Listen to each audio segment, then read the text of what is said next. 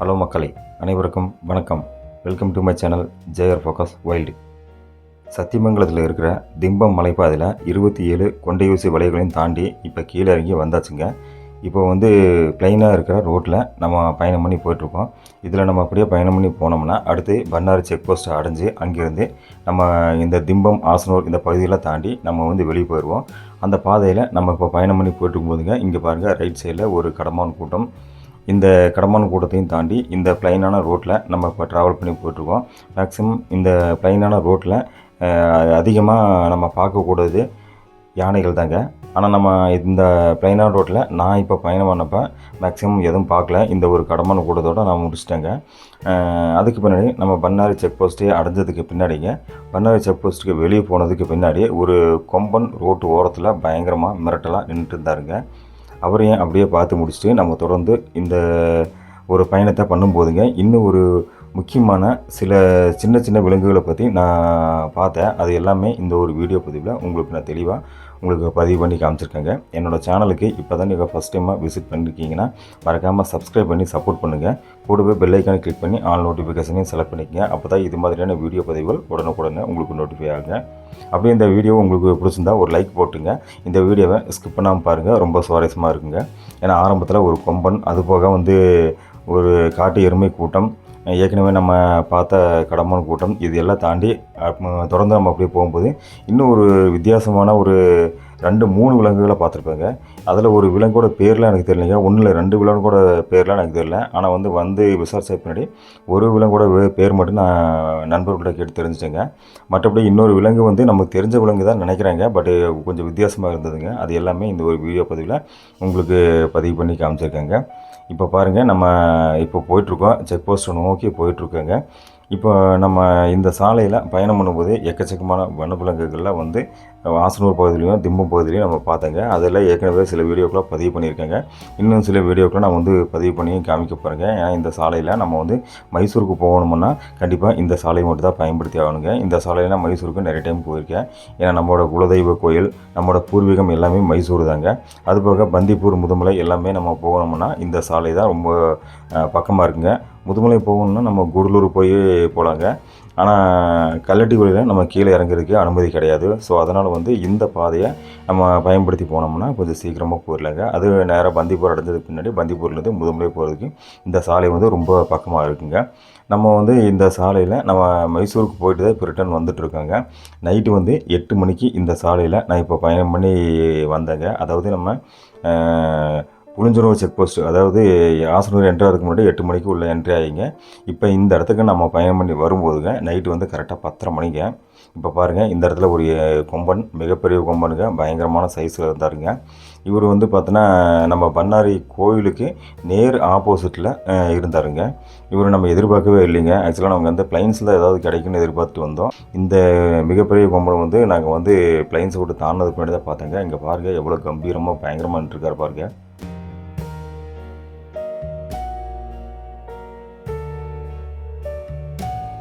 இந்த உருவத்தை பார்த்தாவே நம்மளுக்கு அள்ளு விட்டுரும் போல இருக்குங்க. அந்தளவுக்கு பயங்கரமாக இருந்தாருங்க.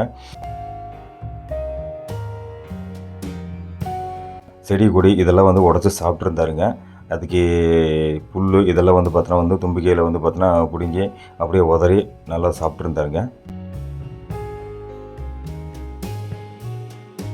நாங்கள் அதிகபட்சமாக இந்த இடத்துல 1-1.5 நிமிஷம் நின்றுருப்பாங்க. அதுக்கு மேலே நம்ம தொடர்ந்து அப்படியே இங்கேருந்து கிளம்பிட்டாங்க. இங்கேருந்து கிளம்பி போகும்போதுங்க இன்னும் கொஞ்சம் முன்னேறினதுக்கு பின்னாடி ஒரு காட்டு எருமை கூட்டம் பாருங்கள். இந்த இடத்துல ரைட் சைடில் ஒரு காட்டு எருமை கூட்டம். நம்ம கொம்பனம் பார்த்ததுங்க பன்னாரி கோயிலுக்கு நேர் எதிர்ப்புறாங்க. நம்ம தொடர்ந்து அப்படியே சத்திய சாலையில் பயணம் பண்ணும்போது ரைட் சைடில் ஒரு காட்டு எருமை கூட்டத்தை பார்த்தாங்க.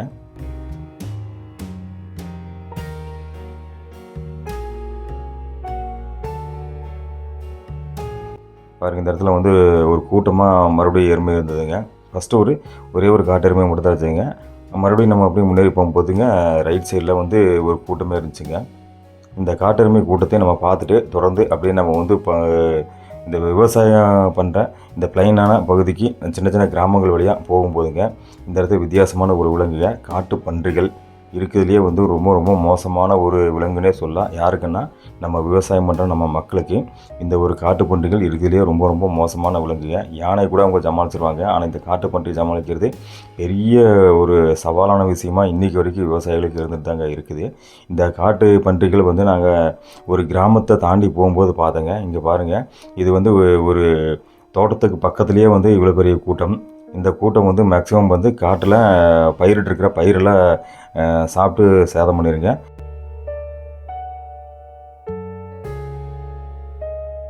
பாருங்கள், இப்போ அதை நம்ம தாண்டி போகும்போதுங்க ஒரு வித்தியாசமான எருமை கூட்டம். இதோட கொம்புகள் வந்து எந்த சைஸில் இருக்குதுன்னு பாருங்கள், வித்தியாசமாக இருந்ததுங்க.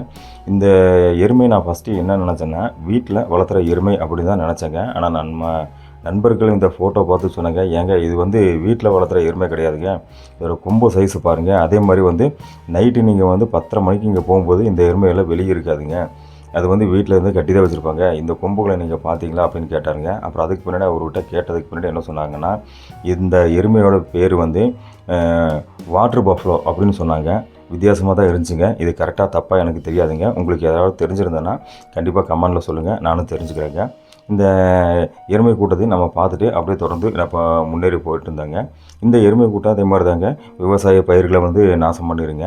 இதனால் வந்து மக்களுக்கு, அதாவது விவசாயம் பண்ணுற மக்களுக்கு இந்த காட்டுப்பன்றிகள், இந்த காட்டு எருமை கூட்டம், இந்த ரெண்டுமே வந்து ரொம்ப ஒரு ஆபத்தான விலங்கு தான் சொல்லிட்டு இருக்காங்க இப்போ வரைக்குங்க. ஏன்னா யானை கூட சமாளிச்சிடுறாங்க. இந்த சின்ன சின்ன விலங்குகளை சமாளிக்கிறது ரொம்ப ரொம்ப கடினமான விஷயமா வந்து இப்போ வரைக்கும் விவசாயிகள் வந்து ஒரு பிரச்சனையை ஃபேஸ் பண்ணிட்டு தான் இருக்காங்க. அது ஒன்றுமே பண்ணவும் முடியலைங்க. அந்த மாதிரியான ஒரு ரொம்ப ஒரு கஷ்டமான விஷயத்தில் வந்து இருக்காங்க. இந்த இடத்துல நம்ம அப்படியே தொடர்ந்து இப்போ பயணம் பண்ணி போயிட்டுருக்கோங்க. இது வந்து ஒரு கிராமத்தை தாண்டி நம்ம தெங்கு மரடாவோட பேக் சைடில் இருக்கிற ஒரு ஃபாரஸ்ட் ரோடுங்க. ஒரு சின்ன ரோடு தான், ஒரு 1லேருந்து 1.5 கிலோமீட்டர் வருங்க.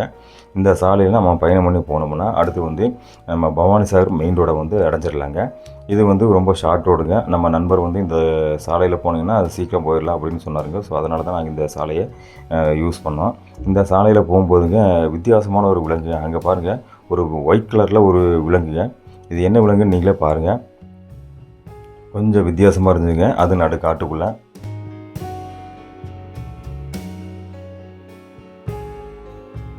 இது என்ன விலங்குன்னு தெரியுதுங்களா? கண்டிப்பாக இது நாய் தான் அப்படின்னு தான் சொல்லுவீங்க. எனக்கு அப்படி தான் ஃபஸ்ட்டு தெரிஞ்சதுங்க. ஆனால் பார்க்கும்போது அது நாய் மாதிரியும் இல்லாத மாதிரி இருந்துச்சுங்க. ஏன்னா வீட்டில் வளர்த்துற நாயாக இருந்தால் இந்த இடத்துல வந்து இருக்க வாய்ப்பே இல்லைங்க. கிட்டத்தட்ட ஒரு நம்ம 1.5 கிலோமீட்டர் தாண்டி வந்துட்டோம். அதாவது கிராமத்துலேருந்து 1.5 கிலோமீட்டர் தாண்டி வந்துட்டோம். இந்த நாயோட செயலில் ரொம்ப வித்தியாசமாக இருந்ததுங்க. நாங்களும் ஃபஸ்ட்டு நாய் தான் நினச்சோம். ஆனால் நாய் தான் இப்போ வரைக்கும் நினச்சிட்டும் இருக்கோம். ஆனால் அது ரொம்ப எப்படி அந்த பப்பி நாய்ன்னு சொல்லுவாங்க பார்த்தீங்களா, நல்லா முடியெல்லாம் புசு புசுன்னு அந்த மாதிரி தான் இருந்துச்சு. ஆனால் அந்த நாய் இருந்தாலுங்க இந்த கிராமத்துலேருந்து 1.5 கிலோமீட்டருக்கு தள்ளி இருக்கக்கூடிய அவசியம் என்னென்னு எனக்கும் தெரியலைங்க. கொஞ்சம் வித்தியாசமாக தான் இருந்துச்சு. நம்ம வந்து இந்த காருக்கு முன்னாடி இந்த நாய் வந்துச்சு. அடுத்து மறுபடியும் வந்து காரோட சைடில் வந்து நாய் நின்று பார்த்துட்டு அப்படியே போச்சுங்க. அது வந்து நம்மளை பார்த்து மிரளவும் இல்லை, பயப்படவும் இல்லை, ஒரு வித்தியாசமாக போச்சுங்க. அதை பார்க்குறக்கே நம்மளுக்கு கொஞ்சம் வித்தியாசமாக இருந்ததுங்க. ஓகே மக்களே, இப்போ வந்து நம்ம பண்ணாரி செக் போஸ்ட்டில் இருந்து ஒரு கிராமத்துக்கு வந்துங்க. கிராமத்தில் இருந்து ஒரு சின்ன ஒரு காட்டு வழிப்பாதையில் பயணம் பண்ணி இந்த ஒரு வீடியோவை பதிவு பண்ணியிருக்கேன். இந்த வீடியோ எப்படி இருக்குன்னு சொல்லுங்கள் மக்களே. ஏன்னா இந்த வீடியோ மெயினாக பதிவு பண்ணதுக்கு காரணம் என்னென்னா, விவசாயம் செய்கிற மக்களுக்கு இந்த விலங்குகளை பற்றி நம்ம மக்களுக்கு எல்லாத்துக்கே சொல்லணும். ஏன்னா விவசாயம் பண்ணுற மக்கள் என்ன மாதிரியான விலங்குகள்னால அவஸ்தைப்படுறாங்க அப்படிங்கிற மாதிரி சொல்லணும் அப்படிங்கிறதுக்காக தான் இந்த சின்ன சின்ன விலங்குகளில் இந்த வீடியோவில் காமிச்சிருக்கேன். பர்டிகுலராக சொல்லணும்னா யானைகளை விட திரும்பவும் சொல்கிறாங்க, இந்த காட்டு பன்றிகள், இந்த காட்டு எருமை கூட்டம் வந்து ரொம்ப ரொம்ப ஒரு சவாலான விஷயமா வந்து இந்த விவசாயம் செய்கிற விவசாய மக்களுக்காக இப்போ வரைக்கும் ஒரு பெரிய பிரச்சனையாக போயிட்டுருக்குதுங்க. அவங்களுக்கு வந்து இந்த காட்டு பன்றிகளை வந்து கட்டுப்படுத்தவே முடியலைங்க. இது வந்து பயிர்கள் நம்ம ஏதாவது போட்டோம்னா அந்த கிழங்கு வேறு ஏதாவது பயிர் வந்து வளர்ந்து வரும்போது அதையும் எல்லாத்தையும் உடச்சி சாப்பிட்டு நாஸ்தி பண்ணிடுதுங்க. ஸோ அதனால் வந்து ரொம்ப ரொம்ப மக்கள் கஷ்டப்படுறாங்க. யானை கூட பெரிய உருவமாக இருக்குதுங்க. அதை பார்த்து கண்டுபிடிச்சி எப்படியோ கொஞ்சம் விரட்டிடுறாங்க. ஆனால் வந்து இந்த சின்ன காட்டு பன்றியை வந்து விரட்டுறது ரொம்ப ரொம்ப கஷ்டமாக இருக்குது. எனக்கு கண்ணுக்கே அது தெரியுறது இல்லைங்க. ஏன்னா சின்னதாக இருக்குதுனால என்னதான் காவலுக்கு இந்த விவசாயம் செய்கிற மக்கள் உட்காந்தாலும் கூடங்க அந்த காட்டு பன்றியை வந்து கண்ணில் பார்க்கவே முடியுது இல்லைங்க. அடுத்த நாள் காலைல போகும்போது தான் தெரியுது, எல்லாத்தையும் அழைச்சிட்டு போகிறதுங்க. மேக்ஸிமம் இந்த காட்டு பன்றிகள் வந்து பகல் நேரங்களில் அதிகம் சுற்றுறது இல்லைங்க. நைட் நேரத்தில் தான் விவசாய நிலங்களுக்கு புகுந்து விவசாயம் பண்ணுற பயிர்களை வந்து நாசம் பண்ணிட்டு போயிடுதுங்க. ஓகே மக்களே, இப்போ வந்து இந்த ஒரு அருமையான வீடியோ பதிவை இதோட முடிச்சுக்கிறேங்க. அடுத்து இன்னொரு நல்ல வீடியோ பதிவில் மறுபடியும் உங்களை சந்திக்கிறேங்க. இன்னும் நம்மளோட சேனலில் இந்த மாதிரியான சுவாரஸ்யமான வீடியோகள்லாம் வரப்போகுதுங்க. முடிஞ்ச அளவுக்கு சப்ஸ்கிரைப் பண்ணி சப்போர்ட் பண்ணுங்கள் மக்களே. ஓகே மக்களே, நன்றி, வணக்கம்.